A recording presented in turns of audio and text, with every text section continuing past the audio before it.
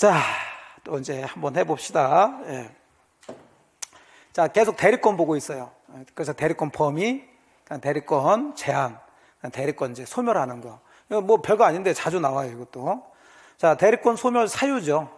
대리권이 발생되는 사유, 원인도 있는 것처럼 대리권이 소멸되는 사유도 있는데, 이건 둘로 나눠서 법정 보지 말고, 공통이라는 것은 임의 대리권하고 법정 대리권 다 소멸하는 원인이에요.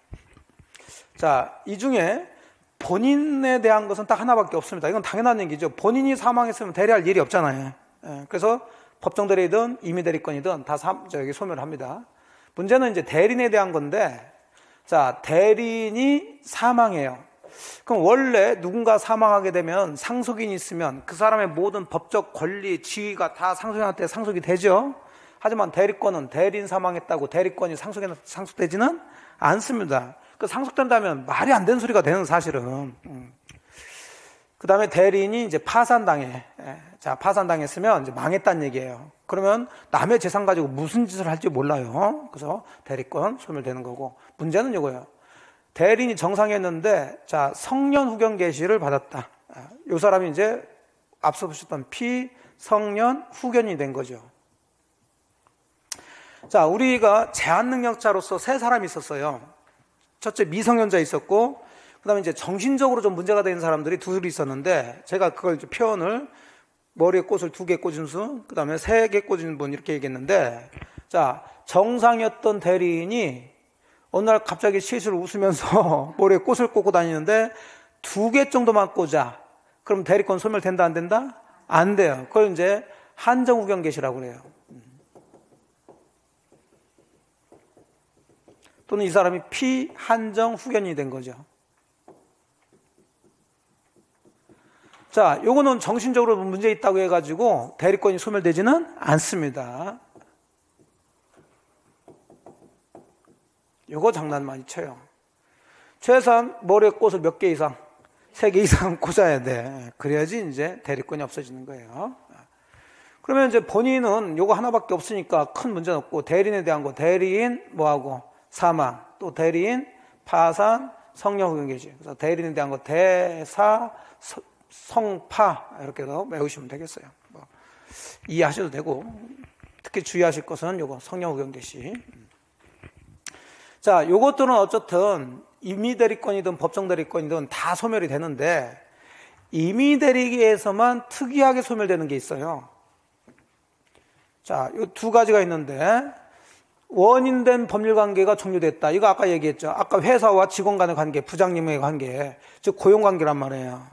자, 고용관계가 끝났으면 이제 그 사람은 회사 직원이 아니죠. 그럼 회사 일을 대리하면 돼, 안 돼? 안 되지. 그래서 원인된 법률관계 종료. 그 다음에 임의 대리는 본인의 뭐에 의해서 발생하는 거예요? 수권행위. 그랬다가 수권행위를 뭐예요? 철회. 쉽게 해서 대리권 줬다가 아니 이제 대리하지 마 이렇게 했단 말이에요. 그럼 대리권 소멸돼야 되겠지. 그래서 이 2가지 원인된 법률관계 종료하고 수권행위 철회는 모든 대리권에 소멸되는 사유가 아니라 뭐에만? 임의 대리에만 소멸되는 소멸사유가 돼요. 그래서 빨리 잡기 위해서 이런 걸 뭐 이해하면서 하긴 뭐하니까, 종료 나오고 철회 나오면 무슨 대리권만? 임의 대리권만 소멸되는 거지. 여기는 법정 대리권이 소멸되는 게 아니다. 그래서 여기는 사람 이름 하나 좀 외우시면 돼요. 자, 종철이 하나 외우세요. 종철이. 주변에 이제 종철이라는 사람이 있으면 더 좋고, 자, 종철이만 외우면은 이게 뭔지 잘 모르니까 성도 하나 외웁시다. 성은 뭐예요? 임씨예요. 그래서 임종철이 외우시면 돼요. 그래서 종료 철회 나오면 임의 대리 소멸이다. 이렇게 잡으시면 되겠어요. 자, 여기까지가 이제 대리권에 대한 얘기입니다. 대리권. 자, 그 다음에 봐야 될 게 이제 대리행위예요. 즉, 대리인하고 상대방이 법률행위 하는 것을 이제 대리행위라고 그러는데, 자, 이쪽에서는 그렇게 뭐 나올 게 그렇게 많이 없는데, 대리행위에서는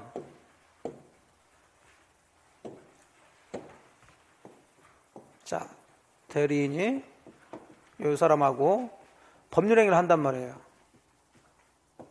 대리인이 법률행위 했다고 해서 다 이게 대리행위가 되지는 않고, 얘는 법률행위 하면서 자기는 즉 본인의 대리인이라는 것을 나타내줘야 돼요.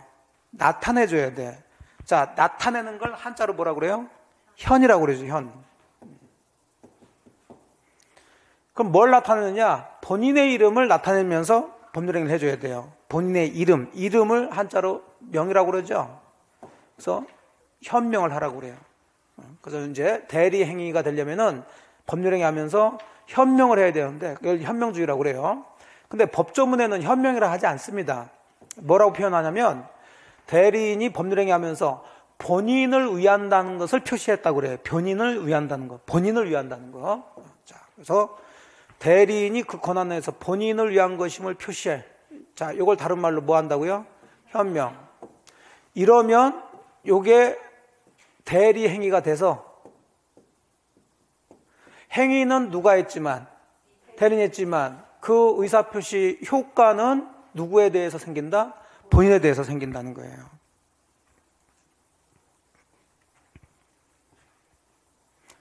자, 그럼 이제 의미를 잘 그렇게 이해하시고 여기는 큰 문제가 없어요. 뭐 현명의 의의는 뭐 큰 문제 없고 현명의 방식인데 그럼 어떻게 해야지만이 현명한 거냐?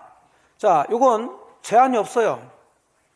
그 제한이 없다는 얘기는 그냥 어떤 형태로든 해도 된다는 얘기가 됩니다. 그래서 시험 문제가 그렇게 나올 일은 없는데 작년에 이제 하나 지문으로 뜨긴 떴어요. 자, 요거 위임장 제시하고 이런 것들이죠. 위임장 제시했으면 이건 뭐 지가 대리인한 걸 나타낸 거니까. 보통 계약서에다가 이제 매도인 갑 쓰고 밑에다가 갑의 대리인 을 뭐 이렇게 쓰면 일반적으로 현명을 한 건데 꼭 이렇게 정해져 있는 것은 아니다. 그래서 방식이 없다. 제한이 없다. 쭉 읽어보시면 되겠고. 그러면 현명을 해야 그 법률행위가 대리행위가 돼서 본인한테 효력이 생기는데 자, 대리인이 법률행위 하면서 현명하지 않았다. 그럼 당연히 이 법률행위 효력은 누구한테 가는 거예요? 대리인한테 가야지. 대리인을 뭐라고 그래요? 본인이라 하지 않고 자기라고 그래야죠. 자기. 그래, 그 용어. 그래서 대리인이 본인을 위한 것은 표시하지 않을 때에는 그 의사표시는 자기를 위한 것으로 본다고. 자기. 그럼 여기서 말하는 자기는 누구요? 대리인이야. 그리고 그러니까 이런 용어를 잡으면서 해야지. 여길 본인이라고 하시면 안 돼요. 그래서 아까 그래서 대리 얘기할 때 말씀드렸잖아. 항상 본인은 법률 효과를 받는 사람을 얘기하는 거예요. 대리인을 뭐라 한다? 자기라고 그래요. 자기 계약, 자기를 위한 것으로 본다. 그러니까 대리인한테 효과 간다는 얘기니까 네가 책임져라 그런 얘기죠. 다만 상대방이 또 얘가 현명하지 않았다 하더라도 대리인으로 한 것을 알았거나 알 수 있었다면 전조 제1항 규정을 준용한다 그랬다는 것은 그냥 본인한테 효력이 생긴다는 얘기니까 너무 신경 쓰지 마세요. 자, 그래서 현명은 뭐 크게 문제될 건 없어요. 다만 여기서 주의하실 게 하나가 자, 만일에 제가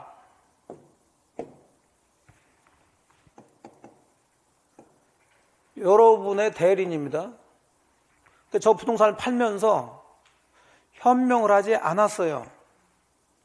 자, 그럼 이것은 유권대리요, 무권대리요? 그렇죠. 예. 현명하지 않으면 대리라고 할 수가 없어요.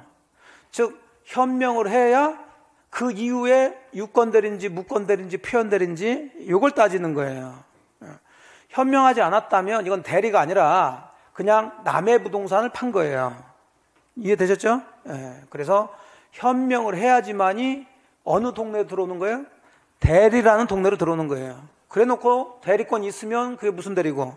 유권 대리고. 현명했는데 대리권이 없으면 무권 대리고. 그 다음에 뭐 있으면 이제 표현 대리고 이렇게 되는 거예요. 그걸 하나 기억하시면 되겠고. 자, 그 다음에 이제 대리행위에서 조금 주의해서 보실 게 이제 대리행위 하자죠, 하자. 자, 현명을 해서 법률행위를 했으니까 대리행위 했죠. 그럼 이것도 법률행위니까 이것도 무효나 취소가 될 수 있겠죠? 그럼 무효나 취소는 심심하다고 해서 무효 취소되는 게 아니라 무효 취소되는 사유가 있을 거 아니에요. 뭐 차고는 차고, 사기강은 사기강과. 그럼 이 사유를 누굴 기준으로 해서 판단하는가 이 문제예요. 왜냐하면 이 법률행위는 누가 하지만, 대리행위 하지만 그 효과는 누구한테 가니까? 본인한테 가니까 얘를 기준으로 봐야 될지 얘를 기준으로 봐야 될지 자, 요게 문제가 되는 거죠. 자, 요건 법에 다 정해져 있어요. 행위를 하는 사람을 기준으로 봐야죠. 그럼 누구 기준으로 해야 돼? 대리인 표준으로 보는 거예요. 그러니까 만일에 병이라는 사람이 본인에 대해서 사기를 쳤는데 자, 그런 상태에서 요 본인의 대리인 을과 저 부동산에 대한 매매 계약을 했는데 대리인에 대해서는 사기를 하지 않았다. 자, 이래놓고 이 매매 계약을 나중에 본인이 사기를 이유로 취소할 수 있냐 없냐 이렇게 들어오겠죠. 자, 취소할 수 있어요 없어요? 없죠. 누구만 봐야 돼? 얘만 봐야 해. 항상 법에서 정해놨으면 그것만 보고서 문제를 푸셔야 되지. 왜냐하면 지문에는 당연히 얘하고 얘를 다 같이 집어넣을 거란 말이죠. 얘를 보니까 사기 안 당했으니까 이건 사기로 난 법률행위가 아니지. 그럼 취소할 수 없다.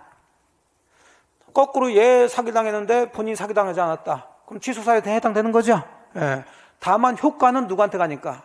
본인한테 가니까 취소는 할 수 있지만 대리인이 취소하면 안 되고 본인이 취소해야 되죠. 물론 취소하는 것도 얘한테 대리시키면 되는 거지만, 자, 그 기준이에요. 자, 그래서 원칙이 대리에 있어서 대리인이 주체는 대리인으로 의사표시 효력이 의사의 흠결. 자, 의사의 흠결이라는 것은 다른 게 아니라 불일치를 얘기하는 거예요. 비진의 표시에 해당되냐 안 되냐, 허위 표시에 해당되냐 안 되냐, 착오냐 아니냐, 또 사기 강박이냐 아니냐, 또 어느 사정을 알았다. 자, 악이죠. 또는 과실로 알지 못했다. 과실이 있냐 없냐, 이런 거에 의해서 영향을 받는다. 그 얘기는 무효나 취소가 될 경우에 그 얘기죠.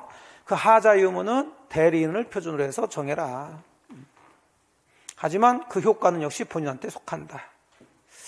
그럼 이것과 관련돼서 아주 대표적으로 나오는 판례가, 이게 좀 판례를 원문을 써도 조금 좀 항상 약간 제가 조금 불만스러운 게 그런 것들이 이제 문제 나오는 형태로 문제를 이제 적어놨어야 되는데 그렇지 않다 보니까 제가 조금씩 이렇게 자꾸 바꿔야 되니까. 자, 어떤 경우냐면 이제 갑이 을한테, 자, 여러분이 저한테 부동산을 팔아달라고 하지 않고 좋은 부동산 있으면 사달라고 매수 대리권을 줬어요. 그럴 수 있어요 없어요? 있죠. 그래서 제가 여러분이 원하는 부동산 물세 가다가 병이 가지고 있는 이 부동산 괜찮아. 자, 그래서 이걸 살려고 그러는데 이미 이 부동산은 정이라는 사람한테 팔렸어요. 팔렸지만 아직 소유권 이전 등기가 됐어 안 됐어? 안 됐어. 근데 너무 좋아, 너무. 자, 그래서 제가 이 부동산을 다시 샀어요. 여러분의 뭐로서? 대리인으로서. 자, 무슨 매매? 이중매매죠. 그럼 이 이중매매는 원칙적으로 유효죠. 근데 반사회적 행위로 무효가 되는 경우가 있어요. 자, 그 반사회적 행위로 무효가 되려면은 이 이중매매에, 즉, 이 사람의 배임행위에 뭐 해야 돼? 적가담. 자, 그러면 이 적극가담 했는지 안 했는지를 누굴 기준으로 판단하는가 이 문제예요. 누구? 대리인이죠. 그러면 대리인이 뭐해서? 적가담해서 뭐 매매된 부동산을 매수했다 이런 얘기 나오면 그 이후에 이제 본인 얘기를 쓸 텐데 본인이 뭐 알았든 뭐 했든 이런 얘기는 볼 필요가 없이 이 매매 계약은 반사회적 행위에 해당된다로 결론을 내줘야 된다고요. 자, 1번이 그 얘기인데, 그래서 밑줄 치는 것만 보세요. 대리인이 배임행위에 여기 적극을 집어넣으시고 적극가담했다면, 자, 뭐 이것도 나올 거예요. 이제 지문은 같이 본인이 뭐 그 사정을 몰랐거나 반사회성을 야기한 것이 아니다 이렇게 해놓고 결론은 그렇다면 반사회성에 해당되지 않는다 이렇게 장난치는 거예요. 그럼 틀린 얘기가 되는 거죠? 그럼 반사회적 행위에 해당된다. 근데 뭐라고 써 있어? 매매계약이 가지는 사회질서에 반한다는 장애 사유가 부정되는 것은 아니다. 이 무슨 소리야? 뭐야 이게 결론이? 그래. 이렇게 써주면 안 되지. 결론을 잡아줘야지. 시험 지문에 이렇게 안 나오니까. 대법원 판례 원문이 이렇게 됐다 하더라도 우리 공부를 하시는 분을 위해서는 좀 명확하게 결론을 내어줘야 된단 말이에요. 이게 그래서 법하는 사람들이 법하는 사람이 아주 싫어요. 말을 베베 꼰단 말이에요. 이게 부정된다는 거예요? 안 된다는 거예요? 인정된다는 거예요? 뭐야 이게 지금 부정을 막 얘기하고 있죠. 그래서 할지라도 반사회 질서 행위에 해당된다 또는 인정된다 이렇게 결론을 잡아주죠.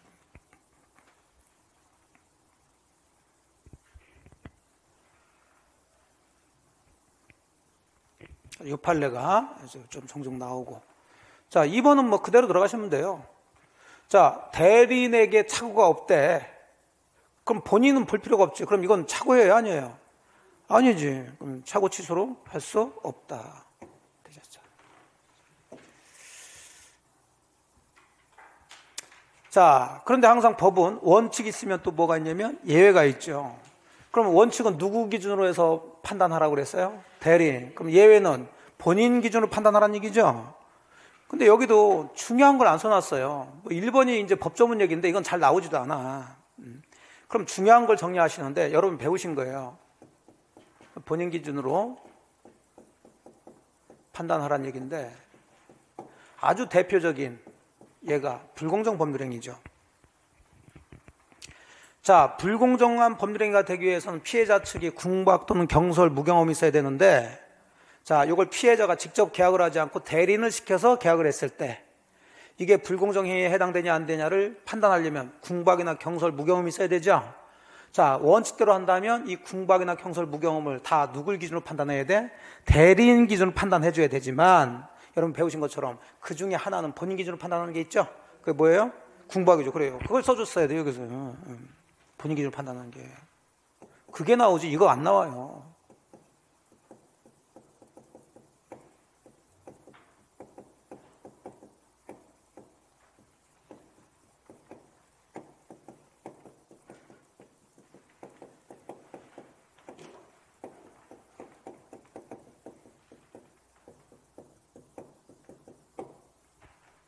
그래서 제가 앞쪽에서 궁박에 피읍이 들어갔으니까 피읍으로 시작하는 본인 이렇게 연결시키라고 그랬죠. 그럼 당연히 여기 무경험이나 경솔이 나오면 뒤가 이제 다시 누가 나와야 돼? 대리인이 나와야 되겠죠.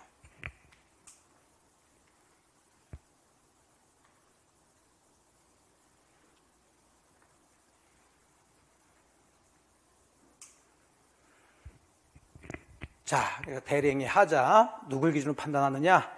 기본은 대리인이지만 본인을 기준으로 판단하는 게 있다. 그 대표적인 게 불공정 법률행위에서의 궁박이다. 이렇게 정리하시고 나머지는 다 대리인 기준 판단한다 보시면 돼요. 자, 그 다음에 3번에 대리권 남용이 나오는데 대리권 남용. 자, 이건 뭐 대리권과 관련된 얘기죠. 사실은 어떻게 보면 대리행위라기보다도. 자, 그럼 대리권 남용은 기본적으로 유권 대리일까 무권 대리일까요? 유권 대리겠죠. 그러니까 가끔 대리권 남용을 무권 대리다 이렇게 결론 내가지고 우리 시험이 아니라 다른 시험에서 종종 나오는 경우가 있는데 그거 외울 게 아니잖아요. 대리권을 뭐 한다는 얘기예요? 남용했다는 것은 좀 잘못 쓰고 있다는 얘기죠. 그러면 있어야 뭘 잘못 쓰지. 있지도 않는 걸 남용한다는 얘기는 있을 수가 없단 말이에요. 대리권이 있어요 이게. 자, 근데 이게 무슨 뜻이냐?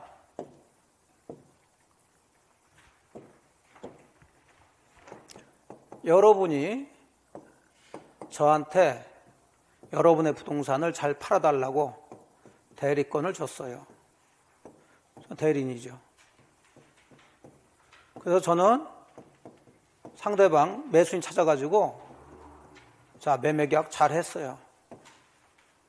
그럼 이제 여기서부터 문제가 된 거예요. 자, 저는 어쨌든 대리권 있어요, 없어요? 있고 이걸 이용해서 뭘 했나요? 매매 계약을 하고 이 매매 계약 할 것뿐만 아니라 이 대리권 범위는 대금 받을 수도 있어요, 없어요? 있어요. 그러면 그 대리권을 이용해서 여러분한테 유리하게 해야 될 거 아니에요. 즉 대금을 받았으면 여러분한테 전달을 해줘야 되는 거지. 근데 제가 매매 계약을 해서 요 매수로부터 대금을 받아서 여기부터 문제가 되는 거죠. 그걸 여러분한테 주지 않고 제가 써버렸다는 얘기예요. 또는 제 빚 갚는 데 써버렸어요. 자, 대리권을 가지고 정상적으로 현명도 한 거예요. 대리행위 했지만 자, 여러분한테 피해가 되는 거죠. 본인한테. 자기, 대리인 자기 또는 본인이 아닌 제3자, 뭐 친한 사람, 이 사람을 위해서 이 대리권을 이용을 한 거예요.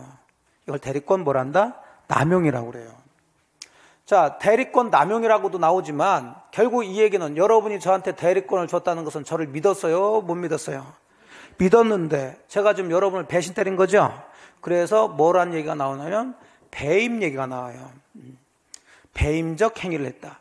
그러니까 남용이라고도 명시적으로 나올 수도 있지만 요즘은 잘 딱 명시적으로 안 써요.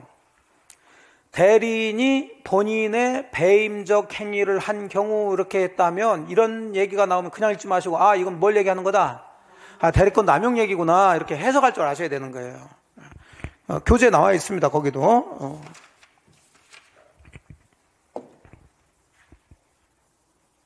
여기 있죠.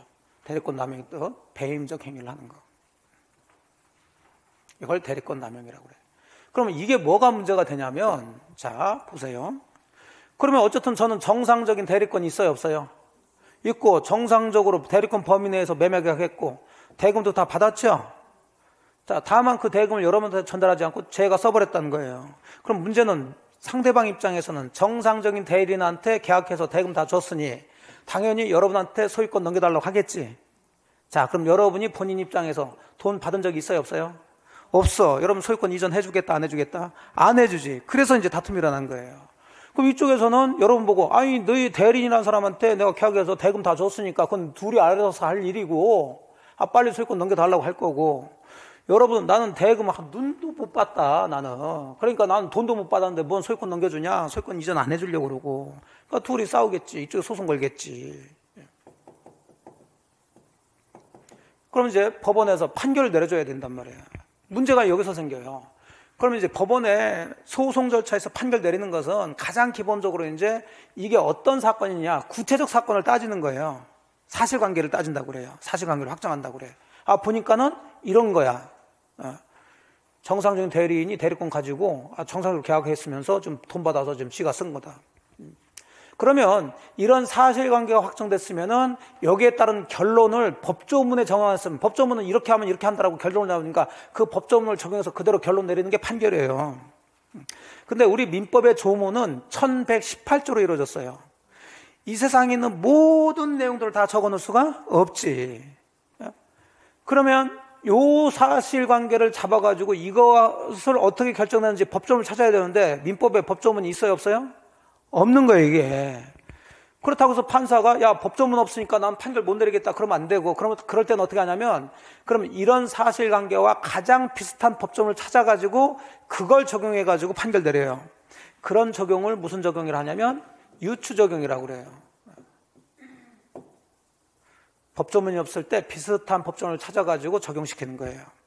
그러면 여기서 문제가 되는 놈은 갑을병 중에서 누구요? 을이잖아, 지금. 자, 을은 지금 지가 대리권 가지고 지금 매매계약 하면서, 자, 현명을 했겠죠? 예, 그러면서 대금 받을 수 있는 권한을 이용해가지고 대금 받아서 사실은 누구한테 줘야 되는데? 본인한테 줘야 지가 썼죠. 그럼 잘 생각해 보세요. 요 놈이 지금 이 매매계약하고 대금 받을 때 의사는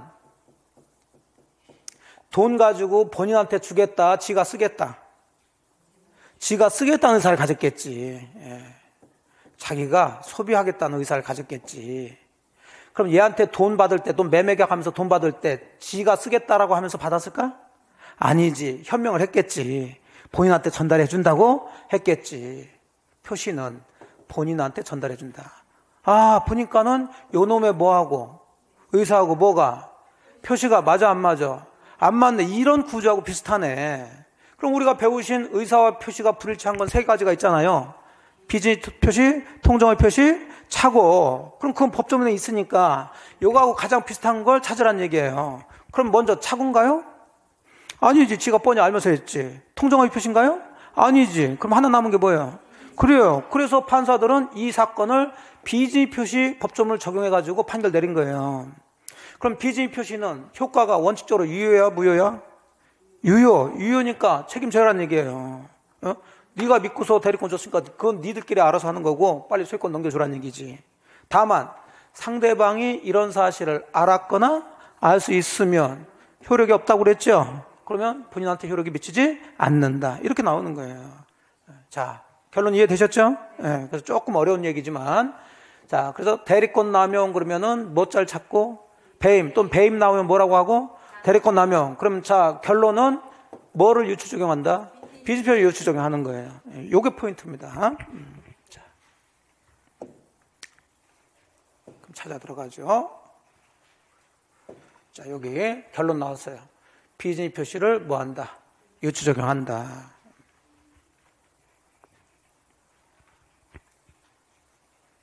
그래서 원칙은 본인에 대해서 효력이 발생한다고요. 원칙이요.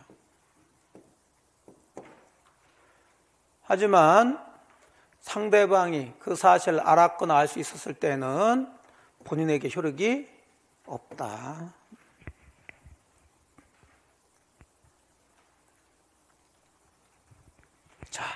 되셨고. 자, 그 다음에 이제 대리인의 능력 얘기가 나오는데, 이것도 뭐 종종 문제가 나오는데, 자, 대리인은 법률행위를 하는 사람이고요. 그러면 우리가 앞쪽에서 법률행위 들어오기 전에 법률행위가 유효하려면 당사자가 권리능력, 의사능력, 행위능력을 다 갖춰야 된다고 그랬죠? 그럼 대리인도 법률행위 하는 사람이니까 이 능력을 다 갖춰야 되냐 그 얘기인데, 대리인은 의사결정은 해야 안 해요? 대리인이. 자, 법률행위는 누가 한다고요? 대리인. 그러면 법률행위 하려면 의사표시를 해야 될 거고, 그럼 의사결정은 누가 하는 거예요? 대리인이 한다고 그랬잖아요. 본인이 시키는 게 아니라고요. 그러려면 무슨 능력은 있어야 돼? 의사 능력은 있어야 되지만 대리인이 그 행위에 대해서 책임을 지는 사람은 아니니까 행위 능력은 필요 없다고 보는 거예요. 그래서 대리인은 행위능력 자임을 요하지 않는다 이렇게 되는 거죠. 하지만 적어도 뭐는 있어야 된다? 의사능력을 가지고 있어야 돼요. 그래서 지문이 이걸로 나오는 거예요. 대리인이 제한능력자래, 또는 미성년자가 대리인으로서 부모의 동의 없이 남을 위해서 대리행위를 한 거예요. 자, 이럴 때 나중에 본인이나 부모가 이거 미성년자가 한 거니까 취소할 수 있냐 없냐 그 문제죠. 할 수 있어요? 없죠. 보시고 마지막으로 이제 대리 효과가 나오는데, 대리 효과는 결론은 누구에게 효과가 미치는 거야? 본인과 상대방, 특히 본인한테 효과가 미치지 대리인 효과가 미치는 건 아니죠. 근데 시험 문제는 대리 효과가 누구한테 가냐 이렇게 안 나와. 효과에 해당되는 걸 이제 물어보게 되는데, 기본적으로 그 법률행위가 유효라면 당연히 권리 취득도 누가 하는 거고, 본인, 의무 부담도 본인이 하는 거예요. 근데 문제는 이제 그 계약이 뭐가 문제가 됐다. 그럼 취소도 누가 하는 거고, 본인, 해제도 본인. 자, 그래서 아까 대리는 해제할 수 없다고 그랬어요. 그러면 취소나 해제를 하게 되면 그 전에 주고받은 거 있으면 돌려주고 돌려받아야 되겠죠? 자, 그걸 부당이득 반환 또는 원상 회복. 이제 지문에 이제 그런 거예요. 부당이득 반환, 원상 회복 이런 얘기 나오면서 누구한테 하느냐, 누가 부당이득 반환을 하고 원상 회복하느냐 이 얘기예요. 받은 것은 대리인이 받았다 하더라도 돌려주는 것은 누가? 본인. 이거 효과 얘기입니다. 그럼 찾아서 보죠. 이런 거 나와. 원상 회복이 뭐 본인보다. 이게 효과 얘기예요. 또 여기 뭐 손해배상 청구. 누구한테? 본인한테 해줘야 된다. 이런 얘기. 이런 얘기 나오면 효과 얘기니까 본인이 들어가줘야지 대리인이 들어가면 안 된다. 자, 여기까지 이제 가장 기본적인 대리의 삼면효과, 삼면관계, 대리권, 그 다음에 뭐 대리행위, 그 다음에 뭐 대리효과까지 정리가 된 거예요. 이해되셨죠? 네. 그 유권들의 가장 일반적인 얘기를 한 겁니다.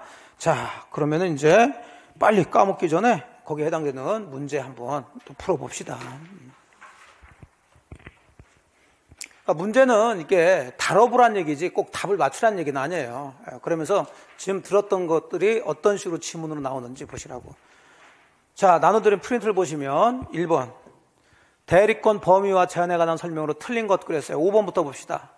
권한을 정하지 않은 대리인이 할 수 있는 것은 뭐라고 그랬어요? 보이게 할 수 있어. 그럼 보존 행위를 할 수 있다 그랬으니까 맞았죠? 근데 이걸 보존 행위만 할 수 있다 그러면 틀리다고 그랬고요. 자, 4번은 대리인이 수인 나와. 그럼 D가 뭐가 나야 돼? 각자 되셨고. 3번 매매계약 체결 대리권을 수여받은 대리인이 할 수 있는 거. 자, 중도금 잔금 수령할 권한이 있다 됐고.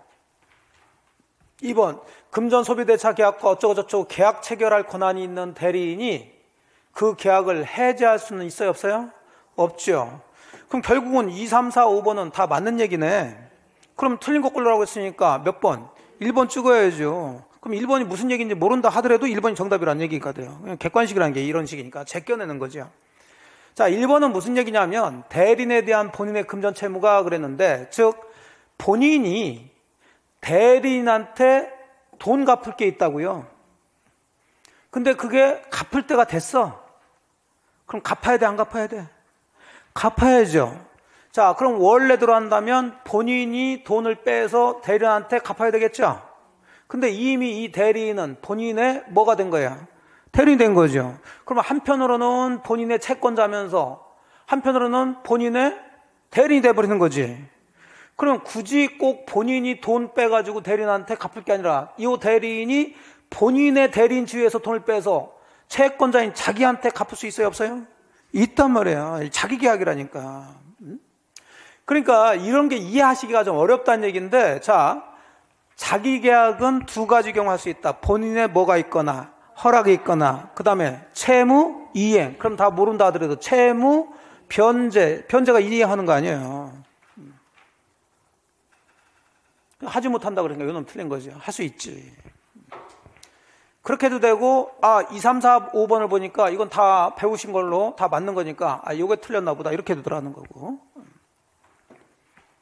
자, 1번이 됩니다. 2번. 갑은 그 소유 X 건물을 매도하기 위해서 을에게 대리권을 수여했대요. 그럼 을은 이제 임의대리라는 것을 먼저 잡으시고, 임의대리인. 틀린 것 그랬네요. 1번, 을이 사망하면 특별한 사정이 없는 한 을의 상속인에게 대리권이 승계된다고? 말도 안 되는 소리죠. 1번이 틀리죠. 자, 우리는 이제 공부하는 과정이니까 을은 특별한 사정이 없는 한 또 중도금, 잔금 수령할 수 있다. 자, 갑의 수권행위는 묵시적인 의사표시에 의해서도 할 수가 있고요. 4번, 을이 대리행하기 전에 갑이 수권행위를 철회했대. 임종철이죠. 자, 그럼 임종철 중에 철이 나왔으니까 대리권은 소멸하겠지. 자, 을은 갑의 허락이 있으면 갑을 대리해서 자신을 X건물에 매수하는 계약. 자, 이게 무슨 계약이요? 자기 계약이지. 원래 하면 안 되는데 여기 갑에 뭐가 있으니까, 허락이 있으니까 할 수 있다. 이렇게 되는 거죠. 1번이 틀린 얘기고. 자, 3번 다시 계속 연습해 보시는 거예요. 갑으로부터 갑소유 엑스토지 매도 대리권을 수여받은 을은 또 역시 을이 이제 임의대리인이 되는 거고, 갑을 대리해서 병과 엑스토지에서 매매계약까지 체결했네요. 자, 틀린 것은 그랬어요.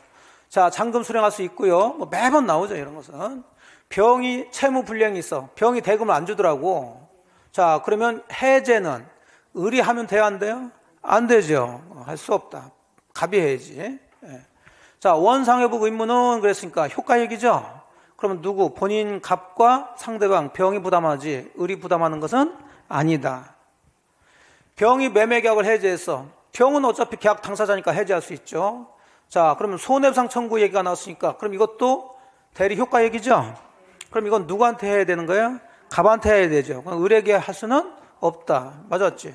그러니까 다 이런 것은 효과에 대한 얘기라고요. 자, 을이 자기 이익을 위해서 배임적 행위를 했대요. 뭐라고요?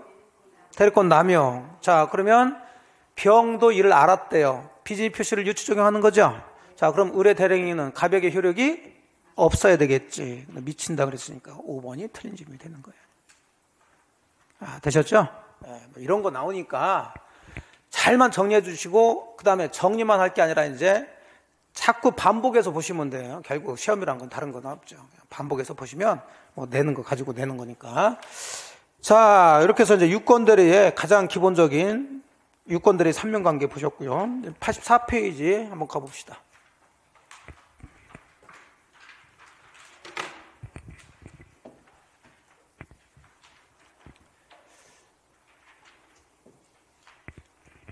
자, 이제 복대리가 나와요.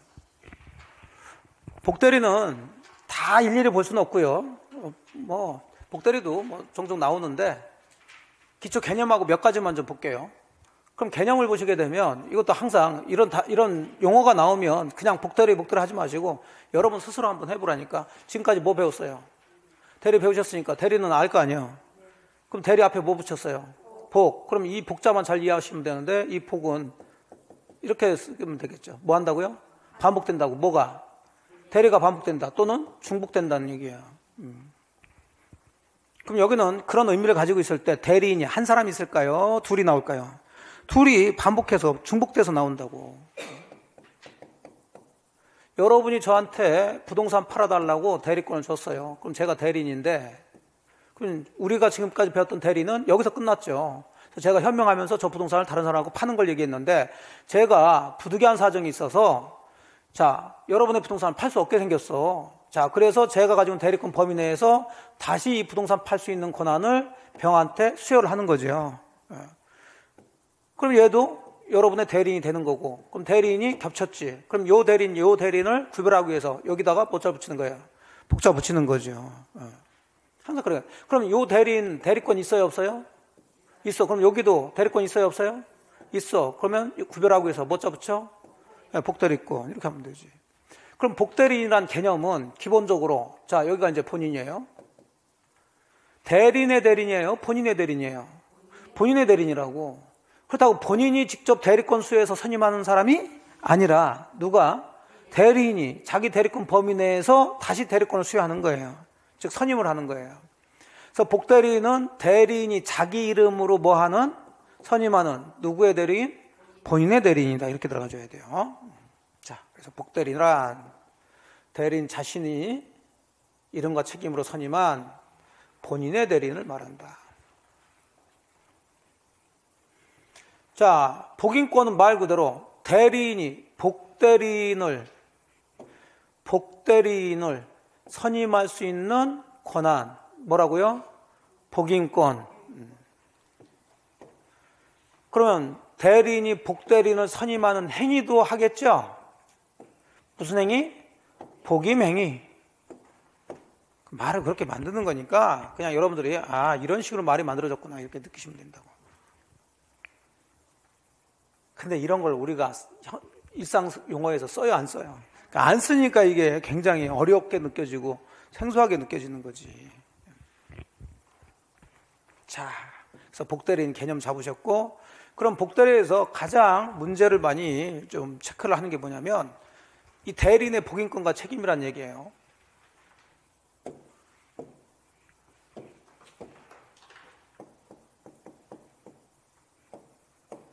여러분의 본인인데 여러분이 일을 제가 처리해야 돼, 대리인이.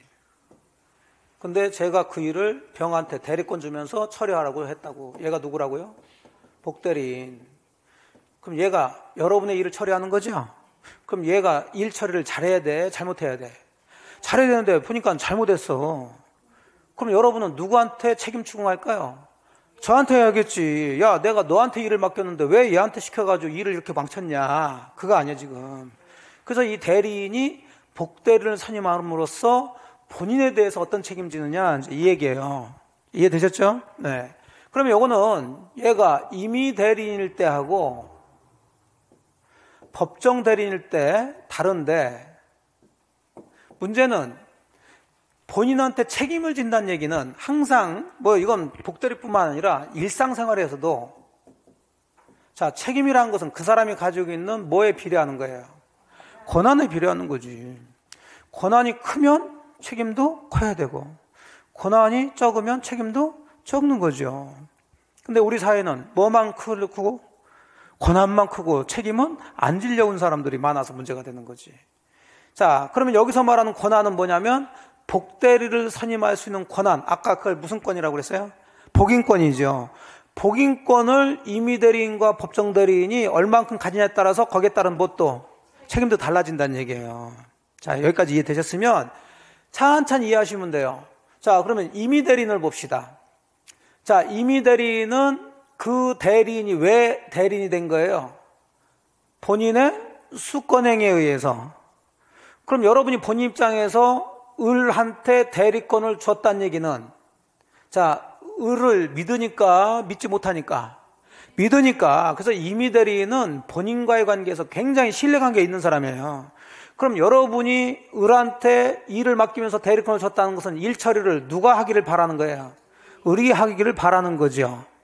그럼 이 사람은 그 일을 다른 사람한테 맡기면 될까 안 될까? 안 되지. 그래서 원칙적으로 임의대리인은 복대리인을 선임할 수가 없어요. 그렇잖아. 특히 변호사 생각해서 변호사가 가장 대표적인 임의대리인이라니까.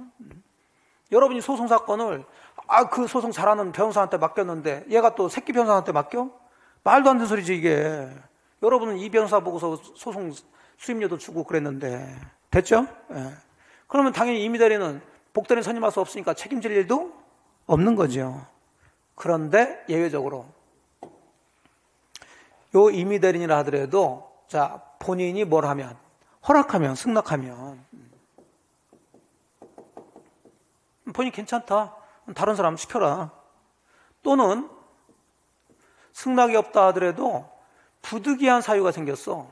임의대리인이 뭐 무슨 코로나 걸려가지고 일을 할 수가 없어요. 입원하게 생겼다고. 근데 일은 빨리 차려야 되니까 누군가 잘하는 사람 시킬 수가 있겠죠. 자, 그걸 뭐라 한다고요? 부득이한 사유. 있으면 선임할 수 있어요. 그럼 선임했으면 이제 책임져야지. 그럼 이렇게 해서 책임지는데 모든 책임 다 져라 그러면은 너무 억울하겠죠. 자, 그래서 책임은 전 책임을 다 지는 게 아니라 선임을 하려면은 제대로 일 처리할 사람은 선임해야 되고, 선임했으면 감독을 잘해야 되는데 그걸 잘못했을 때 책임지는 거예요.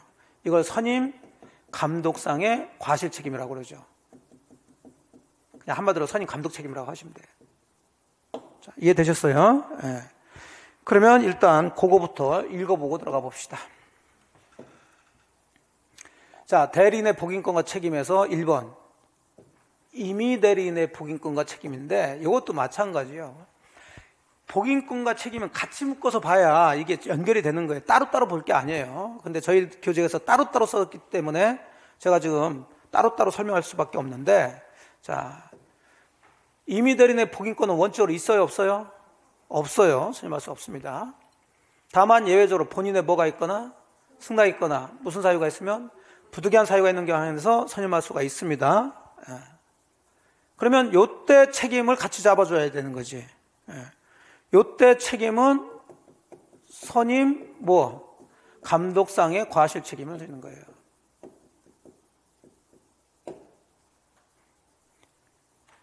그래야지 같은 공간에서 같이 봐야 지문이 나왔을 때 같이 연결해서 문제를 풀 수 있다는 거예요. 여기서 가장 대표적으로 장난치는 게 본인의 승낙이 있으면 책임이 없다. 자, 이렇게 지문 내요. 본인의 승낙은 책임을 면제하는 승낙이 아니라 뭘 선임하는, 복대리인 선임을 해도 된다는 승낙이니까 본인 승낙으로 복대리인 선임했다 하더라도 무슨 책임져야 돼요? 선임 감독 책임져야 돼요. 그래서 책임이 다시 나오는데 어렵게 썼어요. 왜냐하면 여기에는 지금 본인 승낙이나 부득이한 사유 얘기가 있어요, 없어요? 안 보이잖아, 이게. 그러니까 무조건 선임 감독 책임진다는 오해를 할 수 있다니까, 이게. 그래서 이렇게 연결시켜서 이렇게 하셔야 된다. 자, 이제 법정 대리인으로 들어갑니다. 자, 얘가 법정 대리인이래. 그럼 본인이 미성년자를 생각하시면 되고, 여기는 부모를 생각하시면 되죠. 그럼 부모가 미성년자 일을 처리한다고요. 근데 그 일을 다른 사람한테 시켜요. 그럼 이것도 똑같이 임의 대리인처럼 본인 미성년자의 승낙을 받고 막 해야 될까? 아니지. 그건 자유롭게 할 수가 있어요. 그래서 법정 대리인은 자유롭게 자기 책임하에 복대리인 선임할 수가 있어요. 그럼 자유롭게 선임할 수 있으니까 선임했으면 그 복대리인 한 모든 행위에 대해서 책임을 져야 되는 거예요. 이해되셨나요? 네. 그런데 여기도 법정 대리인을 하더라도 복대리인을 선임하려고 하지 않아. 자기 스스로 일을 하려고 그랬는데 아이고 부모 전부 다 코로나 또 걸려버렸네? 그럼 일 처리를 할 수 있어요, 없어요? 없어. 그럼 어쩔 수 없이 그 일 처리를 다른 사람 맡겨야 되겠죠. 이걸 뭐라 그래? 부득이한 사유. 그래서 법정 대리인이 부득이한 사유가 있어서 선임을 했다. 근데도 모든 책임 다 져라 그러면 또 역시 가혹하겠죠. 그래서 이때도 무슨 책임? 선임 감독 책임을 지면 돼요.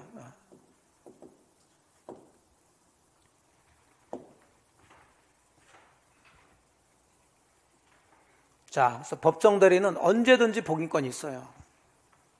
그걸 법조문에는 법정 대리는 그 책임으로 복대리인 선임할 수 있다. 마음대로 선임할 수 있는데 네가 다 책임져라 그런 얘기입니다. 그래서 전적으로 책임지게 돼 있어요. 다만 부득이한 사유로 선임을 했으면 이때는 선임 무슨 책임? 감독상의 책임만 진다.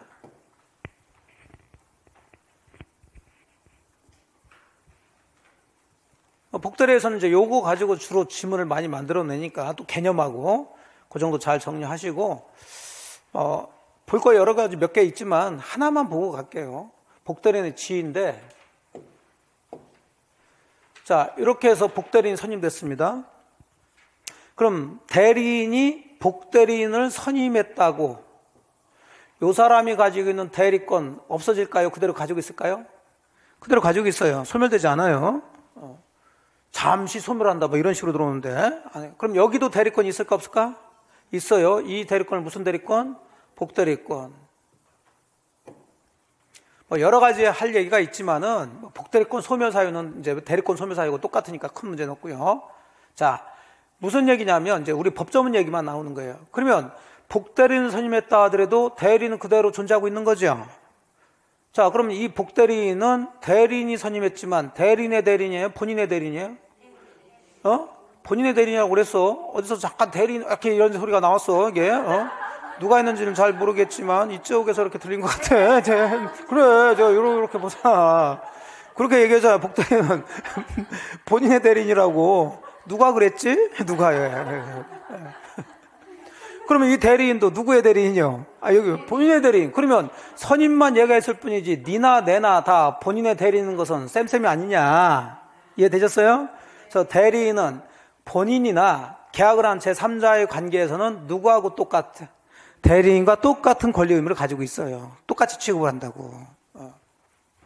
그러니까 어떤 식으로 들어가냐면 복대리인은 대리인이 선임하는 자이므로 본인과는 아무 관계가 없다. 이런 식으로 이제 문장을 만들어요. 대리인이 선임하는 건 맞지만 누구하고 똑같아야 돼? 대리인하고 똑같은 지위를 가지고 있다고. 본인과의 관계에서. 자, 됐어요. 자, 여기 있죠. 어리저렇게 썼어. 보충을 보죠.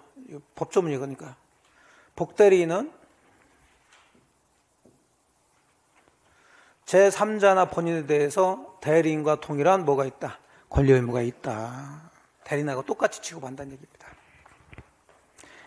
자, 여기까지 해서 이제 복대리까지 보셨고, 그 다음에 이제 무건대리로 들어가는 거예요. 무건대리. 무건대리는 조금 쉬었다가 이제 정리를 좀 합시다. 예.